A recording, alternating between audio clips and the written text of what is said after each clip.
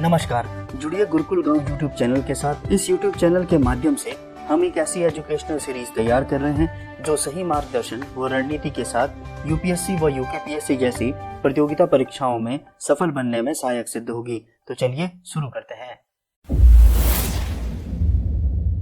Geography की first intro class के बाद आज का सेकंड वीडियो सोलर सिस्टम के बारे में है। आप सबको सर्वविदित है कि ये क्या है, ब्रह्मांड। ब्रह्मांड मिलकर बना होता है मैटर, द्रव्य और ऊर्जा से। द्रव्य के प्रकार आप जानते होंगे, सॉलिड और गैस, और एक होती है प्लाज्मा अवस्था, और एक बोस आइंस्टीन कंडेंसेट, है ना। तो ये क्या है, द्रव्य की अवस्था है। तो दुनिया में कुछ भी है, या ब्रह्मांड में, या इस दुनिया में कुछ भी है, इस विश्व में कुछ भी है, वो द्रव्य और ऊर्जा का क्या है, सम्मिलित रूप है। तो द्रव्य और ऊर्जा के सम्मिलित रूप को ब्रह्मांड कहते हैं, यूनिवर्स कहते हैं। इस यूनिवर्स में, इस जो यूनिवर्स है, इसमें सूक्ष्मतम अणु से लेकर विशालकाय गैलेक्सी तक, आकाशगंगा तक के भाग को सम्मिलित किया जाता है। तो यहाँ पर छोटे अणुओं से लेकर विशालकाय आकाशगंगा तक सम्मिलित है। और इन सब का अध्ययन, या यूनिवर्स का अध्ययन किसमें किया जाएगा? एस्ट्रोनॉमी में, खगोल विज्ञान में। तो खगोल विज्ञान में विशेषतः सभी प्रकार की सेलेस्टियल बॉडीज, खगोल पिंडों का अध्ययन किया जाता है। तो जो खगोल विज्ञान है उसमें किसका अध्ययन किया जाएगा? आपका खगोल पिंडों का अध्ययन किया जाएगा, यूनिवर्स का अध्ययन किया जाएगा। अब खगोलीय पिंडों का मतलब क्या, सेलेस्टियल बॉडी का मतलब क्या? वो सारे पिंड जो रात के समय आकाश में चमक जाएं, वे सारे जो रात के समय क्या आकाश में चमकते हैं, वो क्या कहलाते हैं? सब सेलेस्टियल बॉडी कहलाते हैं। कुछ पिंड ऐसे होते हैं जिनके पास क्या होती है? अपनी उष्मा, हीट प्लस ऊर्जा होती है। अपनी उष्मा, ऊर्जा और प्रकाश होगा। जब उष्मा और ऊर्जा होगी तो क्या होगा? प्रकाश, लाइट। तो ऐसे पिंड, ऐसे सेलेस्टियल बॉडी जिनके पास अपनी उष्मा, ऊर्जा या प्रकाश होगा, वो क्या कहलाते हैं? तारे। क्या कहलाते हैं भाई? आपके तारे। तो तारा भी क्या है? अपने आप में खगोलीय पिंड है। तो जो ये तारा है वो भी अपने आप में क्या है? खगोलीय पिंड। अब बोला जाए तारा, तो हम क्या कह सकते हैं? क्या सूर्य क्या है? अपनी ऊर्जा और उष्मा है, तो सूर्य भी क्या है? तारा। और सूर्य भी क्या है? Celestial body. तो सूर्य का अध्ययन भी कहाँ किया जाएगा? आपका वो किया जाएगा खगोल विज्ञान में, एस्ट्रोनॉमी में। सबसे चमकीला तारे का नाम क्या है? सबसे चमकीला तारा है आपका साइरस, ठीक है। और यहाँ पर एक शब्द आप देख रहे होंगे, कॉन्स्टेलेशन, ठीक है। तारामंडल क्या है? ग्रुप ऑफ स्टार, तारों का समूह क्या कहलाता है? तारा मंडल। तो तारों का समूह जो विशेष आकृति में होता है, देखो गैलेक्सी, मंदाकिनी भी आपका तारों का समूह है। लेकिन अगर ऐसा शब्द आ गया, तारों का ऐसा समूह जो विशेष आकृति में हो, वो क्या कहलाएगा? तारामंडल कहलाएगा। तो यहाँ पे देखिए ये सब क्या है? कॉन्स्टेलेशन है, तारामंडल है, ठीक है। सबके हैं तारामंडल है। नेक्स्ट, अब कुछ तारे, मतलब हम सिंपल बोल सकते हैं कि जो सबसे बड़ा तारामंडल है, वो क्या? हाइड्रा। सबसे बड़ा तारामंडल क्या है? हाइड्रा। ये क्या है? हाइड्रा, सबसे बड़ा तारामंडल। सबसे लॉन्गेस्ट क्वेश्चन आया तो क्या बोलेंगे हम जी? लॉन्गेस्ट भी कौन सा है आपका? हाइड्रा। आपने पोल स्टार के बारे में सुना होगा, ध्रुव तारा, पोल स्टार, है ना। ये पोल स्टार भी अर्सा माइनर तारामंडल है। ऐसा एक अर्सा माइनर क्या है? एक कॉन्स्टेलेशन है, उसका एक पार्ट पोल स्टार है, जो हमेशा किस दिशा में रहता है? नॉर्थ दिशा में। अब सबको पता है जी, नॉर्थ दिशा में हमेशा क्यों रहेगा? नॉर्थ दिशा में इसलिए रहेगा कि आपका, अगर जैसे ये अर्थ है ना, अर्थ है, और वो जो पोल स्टार है वो यहाँ पर नॉर्थ एरिया में। अब ये अर्थ घूम रही है ऐसे वेस्ट से ईस्ट, ठीक है। तो जब ये कहीं भी घूमे, मतलब हमारे सर के ऊपर कुछ है और हम किधर भी घूम जाएं, तो हमेशा कहाँ दिखाई देगा? नॉर्थ में, है ना। तो जो पोल स्टार है वो कहाँ रहता है? आपका नॉर्थ डायरेक्शन में रहता है। नेक्स्ट यहाँ पे टॉपिक लिखा है क्या? Light year. अब प्रकाश वर्ष का मतलब क्या? ये देखो, ये क्या आपका? हाइड्रा कॉन्स्टेलेशन, है ना, ठीक है। जो क्या है? सब लॉन्गेस्ट भी है और सबसे बड़ा तारामंडल भी है। नेक्स्ट क्या है? लाइट ईयर, प्रकाश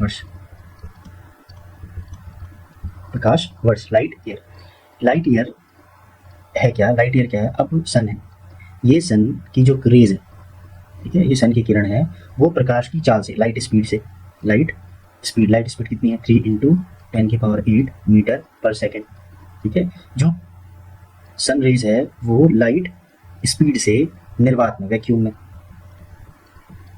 निर्वात का मतलब क्या है? निर्वात का मतलब आपका है कि जहाँ पर हवा, पानी, कोई भी माध्यम नहीं है ना, कोई भी माध्यम नहीं है। तो जो सूर्य किरण है वो लाइट स्पीड से वैक्यूम में एक वर्ष तक जितनी डिस्टेंस, जितनी दूरी तय करेगा, वो क्या कहलाएगा? Light year. और ये जो लाइट ईयर है, ये कितने के बराबर होता है? ये होता है आपका 9.46 × 10⁻15 मीटर की। तो एक लाइट ईयर कितना है 9.46 इंटू 10⁻15 मीटर।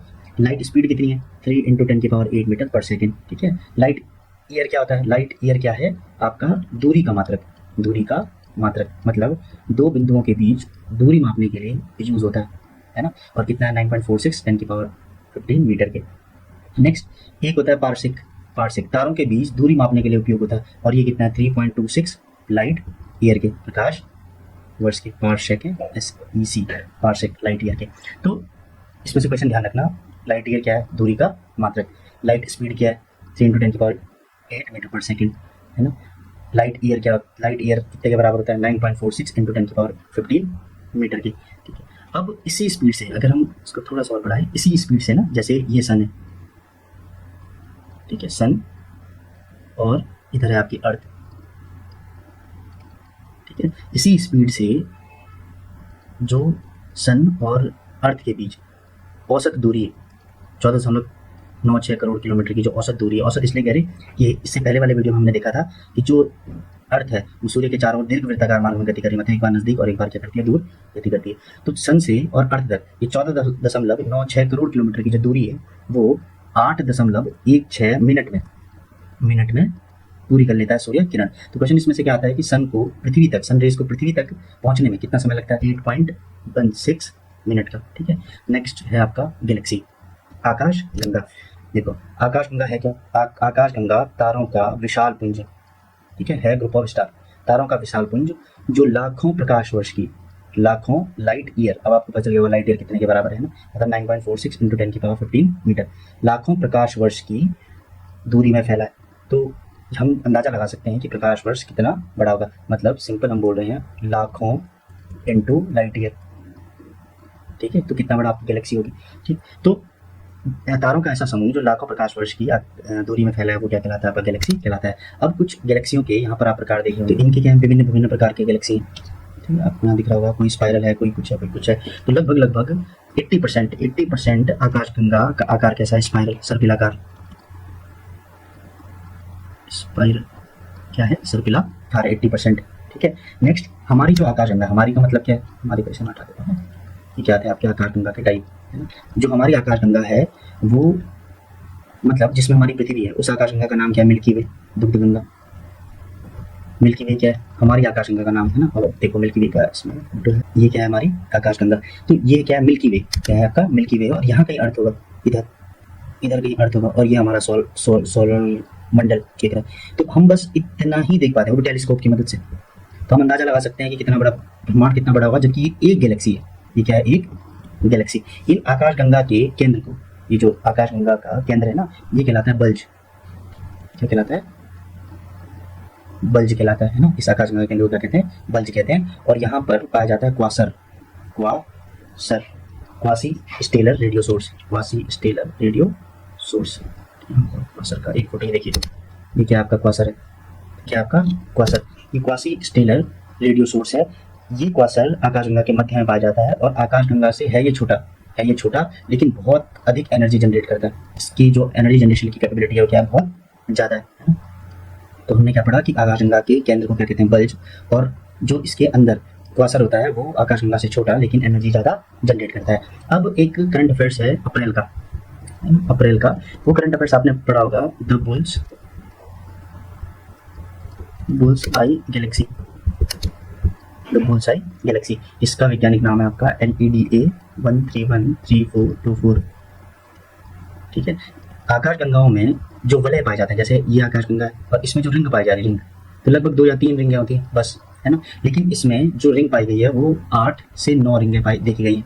तो इसीलिए क्या है, ये इंपॉर्टेंट है ना। तो अप्रैल में द बुल्स आई गैलेक्सी की खोज की गई जिसमें 8 से 9 क्या है आपकी, 8 से 9 रिंग पाई गई हैं। नेक्स्ट क्या है आपका टॉपिक, निहारिका, नेबुला, बहुत इंपॉर्टेंट है ना।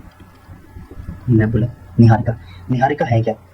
इससे पहले आपने 2017 में एक भारतीय वैज्ञानिकों ने एक आकाशगंगा की खोज की जिसका नाम क्या है, सरस्वती। ठीक है, नेक्स्ट है आपका क्या, नेबुला, निहारिका होते क्या है, निहारिका हाइड्रोजन गैस प्लस धूलकण और अन्य तत्व है ना, इनसे बने क्या है, बादल, ठीक है। निहारिका एक्चुअल में क्या है, जो बने होते हैं हाइड्रोजन जैसी हल्की गैसों और धूल कणों से, और इनके कंप्रेस होने से बनते हैं क्या, स्टार, तारे। तो इसीलिए इन्हें तारों का जनक भी कहते हैं, किसी नेबुला को, निहारिकाओं को, और इन्हें सोलर सिस्टम का या सौर मंडल का जनक भी कहा जाता है। रीजन है इन्हीं तारों के बिग बैंग से, सुपरनोवा विस्फोट से कहीं ना कहीं पृथ्वी का निर्माण हुआ है ना। तो सौर मंडल का जनक कौन है आपका, नेबुला है। सफलता की दौड़ में उसी का जोर चल गया, बनाकर रास्ता जो भीड़ से निकल गया। तो इन्हीं बातों के साथ तैयारी के इस सफर को जारी रखने के लिए इस चैनल को सब्सक्राइब करें व बेल आइकन दबाना ना भूलें। धन्यवाद।